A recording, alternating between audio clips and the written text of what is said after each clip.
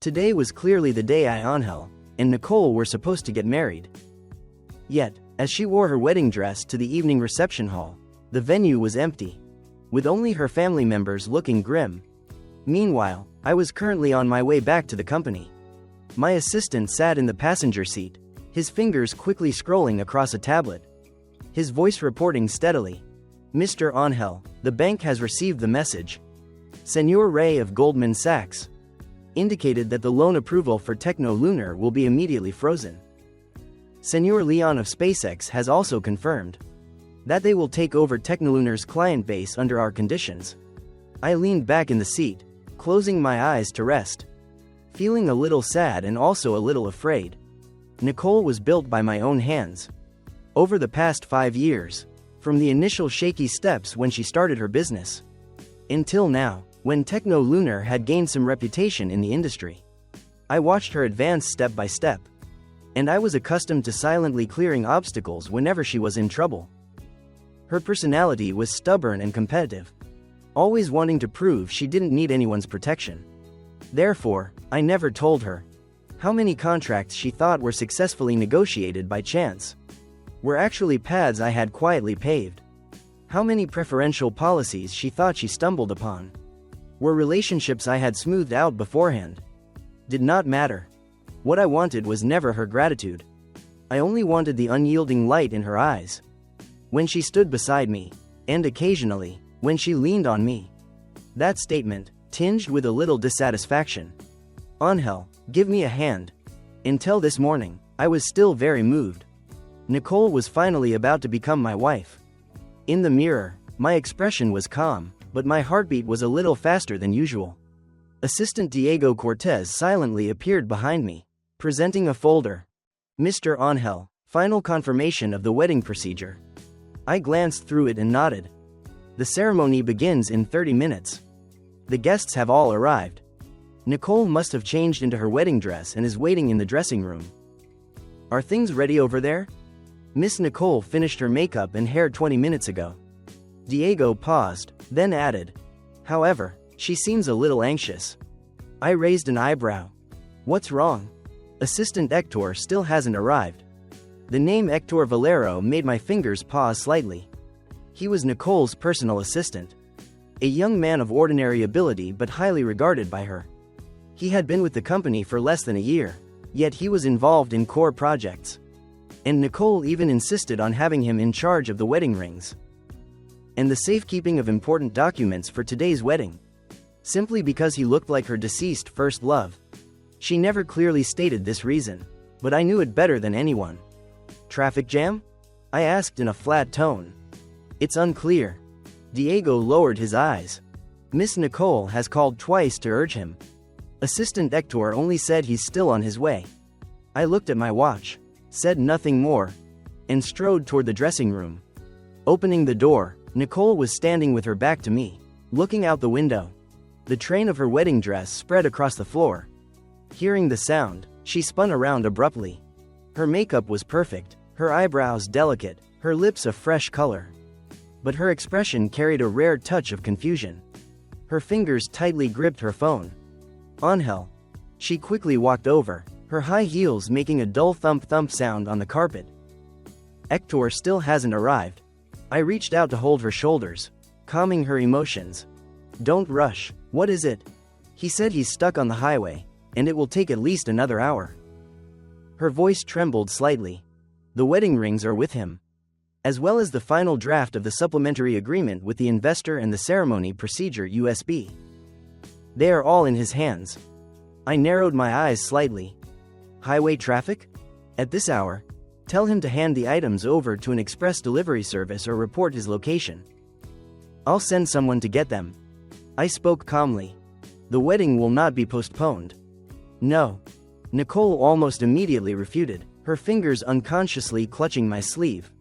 "Those things are too important, they can't pass through anyone else's hands. Besides, he's my assistant. He's stuck on the road. How can I just ignore him? Can we postpone the wedding for an hour, please?" A flicker of guilt flashed in her eyes, but it was quickly covered by stubbornness. I silently looked at her. Nicole could not be unaware of how important today's ceremony was. Top global partners, highly influential figures in the industry, even the elders of Tesla's main board, were all seated in the guest area outside, waiting to witness this wedding. Yet she wanted to postpone it for the sake of an assistant? Nicole. I spoke slowly, my voice very soft but every word clear. Have you thought carefully? What does stepping out of here now signify? Her eyelashes fluttered, but she didn't back down. Just 1 hour. The guests will understand. They will understand? I gave a slight laugh, reaching out to stroke her chin. The force was neither heavy nor light, but it made her subconsciously retract her neck. Do you think the time of everyone present here, including mine, is less valuable than an assistant who is late? Nicole's expression changed. I didn't mean that. But Hector, what about him? I interrupted, my gaze completely cold. Is he more important than your wedding day today? More important than everyone present here? More important than me? The last sentence was almost ground out between my teeth. Nicole opened her mouth, seemingly wanting to argue, but finally just bit her lip tightly, stubbornly turning her face away. Angel, you're exaggerating, just 1 hour. When I come back, everything will be as usual. Saying that, she snatched the car keys from the table, dragging her wedding dress as she rushed out. I stood still, not stopping her. This was her choice. The door slammed shut, making a loud sound. The dressing room was frighteningly quiet. I lowered my head to look at the wedding ring on my ring finger, then slowly took it off. The dressing room door closed behind me, cutting off the sound of Nicole's departing footsteps. I stood in the darkness of the hallway, my fingers unconsciously fiddling with the wedding ring I had just removed. The platinum edge rubbed against my finger, the clear, dull ache reminding me how absurd everything was. All for an assistant, a worthless person who couldn't even arrive on time. I closed my eyes, and when I opened them, the last bit of warmth in their depths had vanished. At the end of the hallway, Diego silently appeared. His gaze fell on my empty ring finger. A slight movement, but he said nothing. Mr. Angel, it's 20 minutes until the scheduled ceremony time, he reminded me in a low voice. I hummed, then strode toward the main hall. The moment the main hall doors were opened, a rush of laughter and chatter flooded in. The light from the crystal chandeliers was too dazzling. The shattered light reflecting from the champagne tower made one's eyes sting. The hall was packed with guests, dressed splendidly, their faces bearing social smiles, as if all were immersed in a fabricated joy. How ironic. I walked expressionlessly through the crowd, heading straight for the main stage. My steps were very steady, even graceful, but the surrounding sound gradually quieted. Doubtful, scrutinizing eyes focused on me. Why is Mr. Angel walking alone? Where is the bride? Did something happen? Whispers spread like a tide. I acted as if I didn't hear them, walked straight up to the main stage, and took the microphone. Esteemed guests. The amplification made my voice loud, clearly carrying throughout the large hall. The remaining chatter immediately ceased, the entire hall fell silent. Everyone's eyes were fixed on me. I calmly looked down at the audience, slowly beginning. I apologize. In this moment that should have been filled with joy, I must trouble you. I paused for a second. My tone as calm as if stating an unimportant fact. Nicole believes that her personal assistant Hector Valero's inability to arrive on time due to unforeseen circumstances is more important and urgent than the wedding ceremony, which we have prepared for months. More important than the sentiment you have shown by traveling from afar. And even more important than the feelings of her future husband. The moment my words ended, a huge uproar erupted below the stage. Some people took a sharp breath, some stared in disbelief, and some had already pulled out their phones to record. I could even imagine what the financial and entertainment news pages would write tomorrow. Shock. Bride abandons groom to pick up male assistant on wedding day.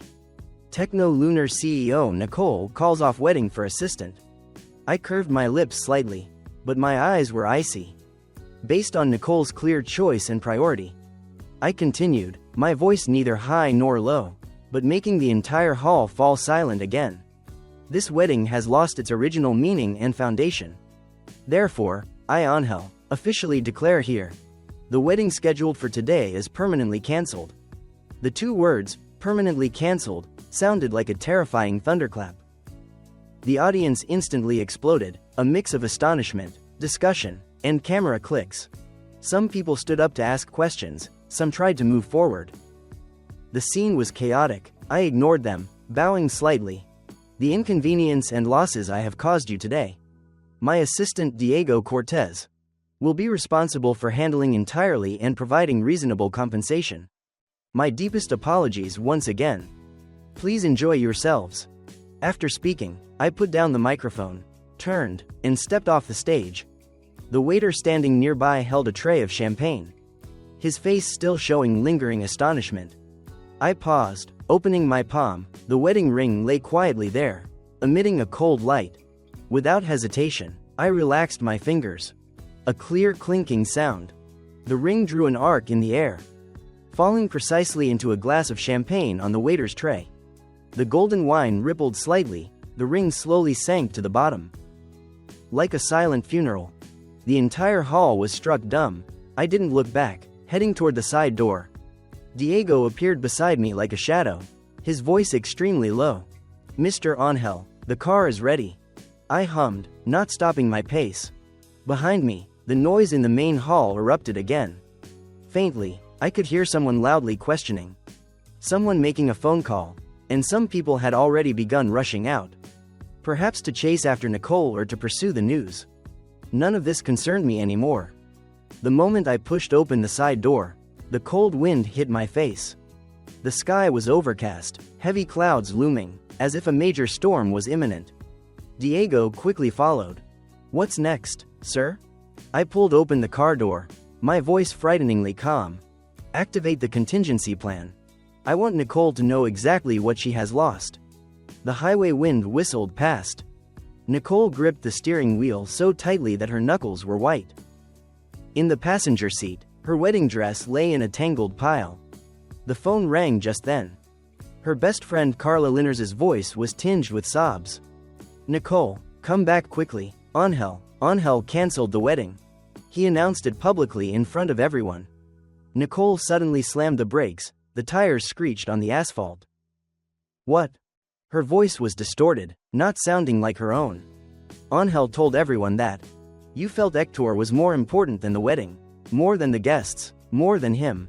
So he announced the cancellation. Angel even threw your wedding ring into a glass of champagne." Nicole's mind went blank, her ears were ringing. Carla was still saying something, but she couldn't register a single word. Cancelled the wedding? Just because she was an hour late? How could Angel do that? She tremblingly hung up the phone, her fingers shaking as she dialed Angel's number. "I'm sorry, the number you have called is temporarily unavailable." Calling again yielded the same cold, robotic female voice. She furiously sent a text message. "Angel, are you crazy?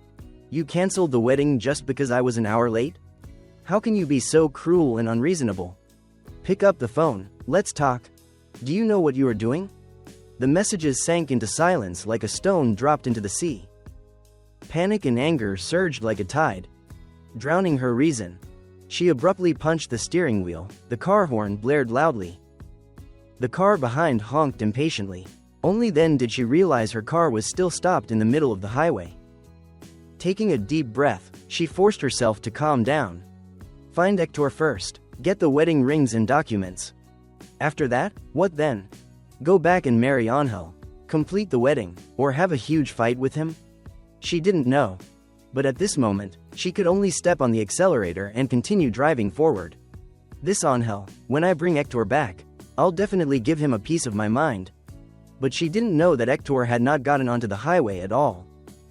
He's at a convenience store browsing his phone right now. Diego's voice carried a subtle hint of sarcasm. I slowly opened my eyes. Indeed, a useless person, even his lies are clumsy. Send the location to Nicole, I said indifferently, so she can see with her own eyes what she truly gave up her wedding for. Diego nodded, his finger lightly sweeping across the screen. Sent. I looked out the window, the scenery was blurred. But my thoughts were perfectly clear. Nicole must have received the news of the cancellation by now. She will be angry, She will be confused. She will be frantically calling and texting me.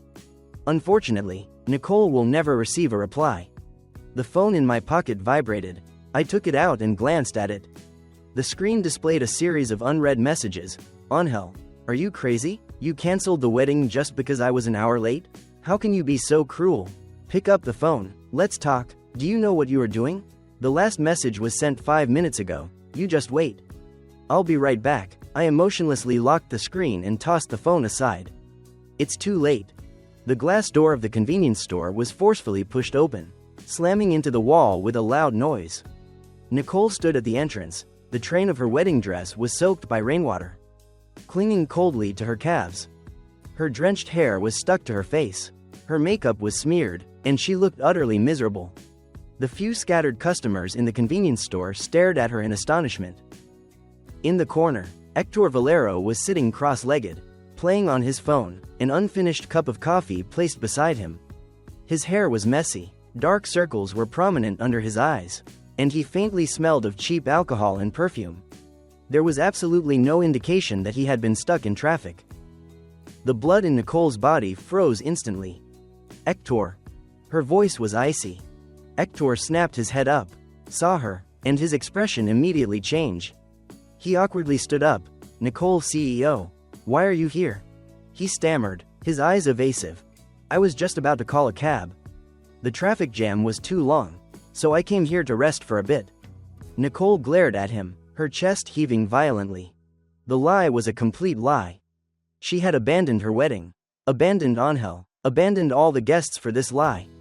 And now, this useless person stood before her, disheveled, his mouth full of deceit.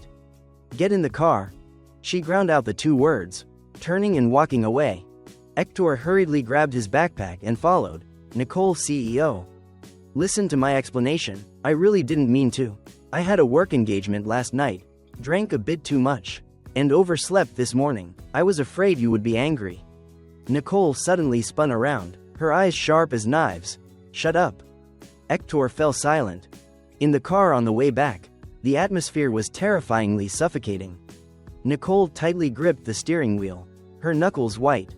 The rain was intensifying. The wipers worked frantically, yet the road ahead was still unclear. Her phone vibrated wildly. Hector in the passenger seat awkwardly handed it over. Nicole, CEO. Your phone. Nicole glanced at it. It was the number of Vice President Javier Campos of the company. She pressed the answer button, and before she could speak, Javier's trembling voice came through. Nicole, CEO. We're in trouble. We just received notification from the bank. Our $30 million bridge loan has been suspended for approval. Citing qualification issues, we have an $8 million payment due tomorrow for goods from Google. What should we do? Nicole's breath hitched. It gets worse. Javier's voice almost collapsed. I just received an email from Apple. They unilaterally terminated all cooperation. That's our biggest client.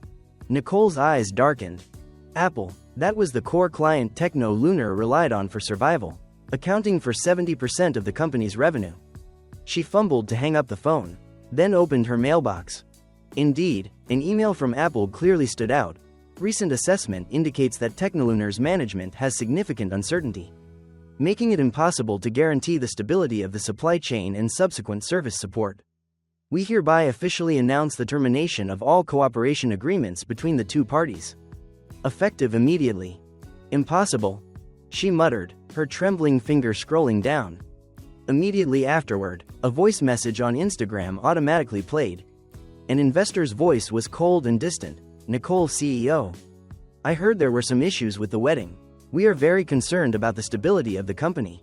The contract signing scheduled for next week. We need to re-evaluate the risk and temporarily put it on hold. The phone dropped onto the seat. What a wretched woman. To abandon a potential husband for a gigolo. Bankruptcy serves her right. Nicole staggered up, but found she had nowhere to go. Her parents' cheap rented apartment, they had severed ties with her last month. Friends' homes, since the news of bankruptcy spread, all phones were unreachable. The phone in her pocket suddenly vibrated. It was a multimedia message from an unfamiliar number. The moment she opened it, she felt like she was struck by lightning. In the photo, Turing's face was covered in blood, kneeling in a corner of the casino, his head pressed down by several burly bodyguards. The caption, "Debts must be paid." The last photo was a close-up of his face being pressed into a gambling table. The eyes that once reminded her of her first love now held nothing but naked, base fear. The phone slipped from her hand and fell into a puddle, making a soft plop. Nicole suddenly laughed. The laughter grew louder and louder, finally turning into a desperate scream, causing passers-by to continuously step back in fear. She's crazy. She's gone mad. Nicole had indeed gone mad. Mad enough to lose the only person in the world who was genuinely kind to her. All for a piece of trash like that. The pouring rain washed over her face, making it impossible to distinguish between crying and laughing. From a distance, the siren of an ambulance echoed. But she knew no one would come to save her anymore. The office on the top floor of the Blackstone building.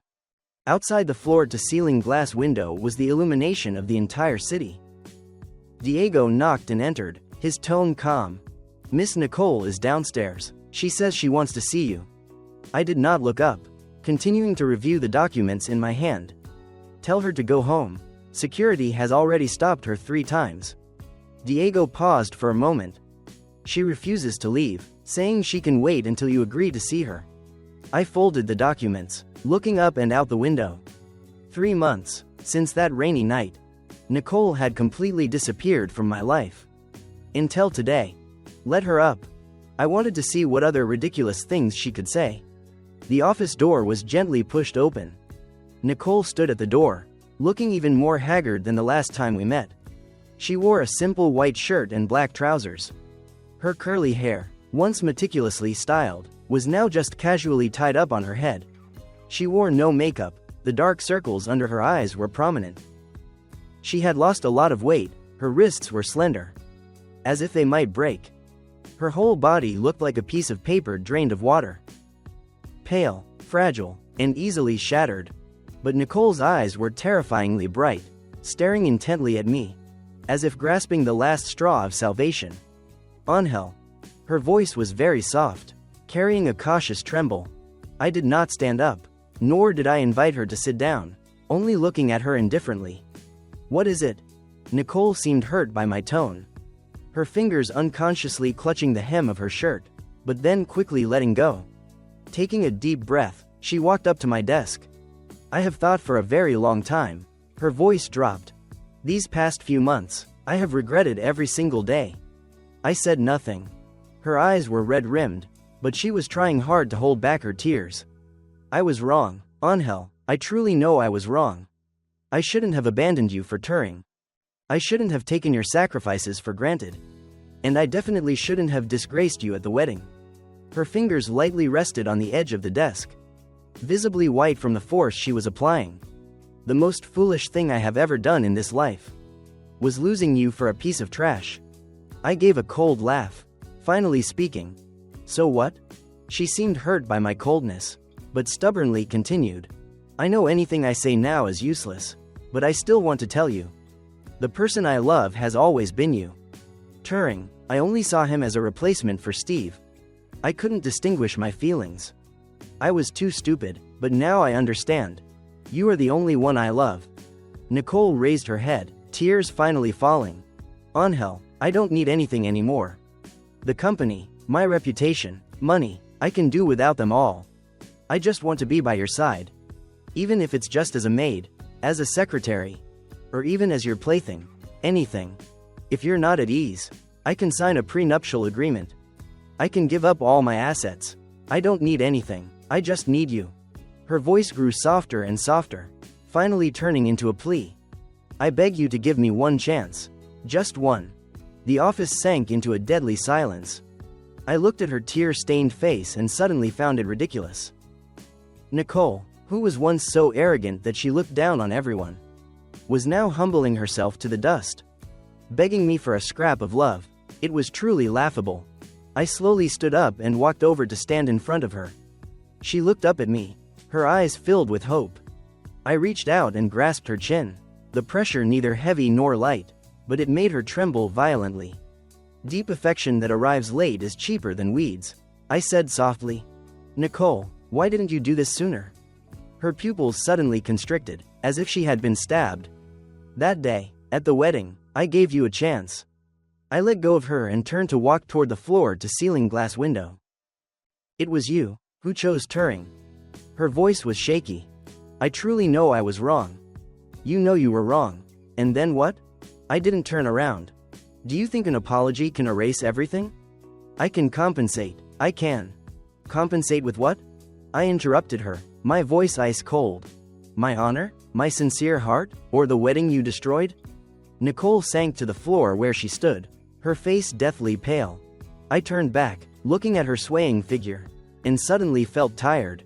Leave, don't make me call security. She stayed put, unmoving, tears silently streaming down. After a long time, she spoke in a hoarse voice. Do you truly not love me at all anymore? I don't love you anymore. These 3 words were like a knife stabbing into her heart.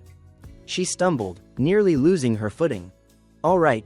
She raised a hand to wipe her tears, forcing a smile that was uglier than crying. I apologize for the intrusion. She turned and left, her back as fragile as a sheet of paper. The office door gently closed, making a very faint click. I stood still, looking at the city lights outside the window. Suddenly recalling 5 years ago, the first time I met Nicole. The sunlight fell on the tips of her hair, and she lifted her chin and said, "Next time I will definitely succeed." The sun shone on her eyelashes, like a butterfly about to take flight. Angel, I will definitely succeed. There was light in her eyes then, and now, that light had finally been extinguished. The moment the elevator doors closed, Nicole finally collapsed onto the floor. She bit her lip tightly to keep herself from crying out loud. But the tears kept falling. Her heart ached as if a piece had been scooped out, empty and letting in cold wind. She finally understood. There are some mistakes that, once made, will never have a chance for redemption. Angel didn't need her anymore. Never again. The elevator reached the first floor, and the doors slowly opened. She stumbled out, stepping out of the St. Fane Tower. The night wind was very cold, hitting her face like a blade. She looked up once, at the light on the top floor of the St. Fane Tower. It was bright as day up there, but there was no longer a place for her. She turned and walked into the pitch-black night. This time, it was truly over. The stage lights of the Houston Convention Center were dazzling, burning hot. I stood at the podium. Behind me was a large screen displaying the Tesla logo. The audience below was packed with representatives from top global corporations. The camera lenses, like dark, deep eyes, transmitted my every word to the world. The Tesla smart home system will officially be launched to the market this summer. My voice spread throughout the hall through the loudspeakers. This system integrates the most advanced AI technology globally. Its core algorithm has won 27 international patents. The camera zoomed in on my clean right ring finger, without any trace of a ring. Below the stage, the applause thundered. It is understood that the core technology of this system originated from the bankrupt Techno-Lunar. Is that correct? A reporter suddenly asked the question. The entire venue immediately fell silent. I smiled slightly, my gaze sweeping past that audacious reporter. Tesla acquired all technology through legal processes. As for why the previous owner went bankrupt, I paused just right. Perhaps that question should be directed at their own business decisions. The hall was filled with knowing chuckles. Everyone remembered the scandal that rocked the business world. The bride ran off with her male assistant, ultimately leading to the company's collapse. As I stepped down from the podium, Diego Cortez handed me a tablet. The stock price of Bell Labs, the subsidiary, has risen another 7 points. I glanced at it, signing a few documents casually. Is the reception ready? Everything is prepared. The champagne tower reflected brilliant light under the crystal chandeliers. At the reception, I was chatting with the CEO of a German industrial group. A woman in a long dark blue dress glided over. Angel, I've long looked forward to meeting you. She raised her glass, an expensive diamond watch flashed subtly. I am Lena Montez, from the investment fund Corey Investments. I smiled and shook hands with Lena Montez, the youngest American investment director on Wall Street, who recently returned home to establish her own fund company. Intelligent, sharp, her eyes carrying just the right amount of ambition. I hear Tesla has new plans in Southeast Asia? She took a sip of champagne, the corner of her mouth curling slightly. Perhaps we have room for cooperation. We spoke very well. She was articulate, her market insights were sharp, and she had a well-timed sense of humor. On the large screen behind us, financial news was scrolling. Tesla's subsidiary Bell Labs integrates Technolunar's core assets. New generation smart home platform set to launch. Diego Cortez appeared just in time, quietly reminding me of the next schedule. Lena. I raised my glass to Lena Montes. She smiled and shook my hand. I look forward to seeing you again soon. As I turned away, I glimpsed a camera flashing in the corner of the hall. Tabloid reporters are always tenacious. Tomorrow, the headlines will probably speculate on the relationship between me and Lena Montes. It doesn't matter. In the rented apartment, the heater was broken. Nicole was wrapped in a threadbare blanket bought from a flea market. Her fingers numb with cold. The 10-square-meter room was gloomy and damp, the walls peeling. And outside the window was the gray streetscape of a slum neighborhood. The laptop screen emitted a cold light, replaying the International Financial Summit. On the screen, Angel was impeccably dressed, his gestures poised, commanding the whole situation. The camera zoomed in on his slender hands. The wedding ring that once belonged to her had vanished. Tesla will continue to maintain innovation and responsibility. Angel's voice came through the speaker, clear and decisive, as if from another world. Nicole stared blankly at the screen, tears silently falling. 3 months ago, she was still the CEO of a renowned tech company. Now, she was just a low-level office worker, doing the most mundane chores, with a salary barely enough to pay the rent. Her parents refused to answer her calls. Her friends had all disappeared. And even Turing had made off with her last savings and fled abroad. She heard he still owed money to loan sharks at the casino and had his legs broken. She tremblingly touched the screen. Angel's image slightly distorted under her finger. It was truly ironic. She once possessed the most precious love in the world. The man who stood at the peak of the business empire. Who was once willing to humble himself to cook for her in the kitchen. Yet, for a lowly replacement, she had personally pushed him away. The computer suddenly displayed a push notification. Hot business news. Angel and investment beauty Lena Montes chat happily, new romance rumors erupt. Attached was a photo of Angel and Lena Montes raising glasses and looking at each other at the reception. Both were radiant, like a match made in heaven. Nicole abruptly slammed the laptop shut. Darkness enveloped the cramped room.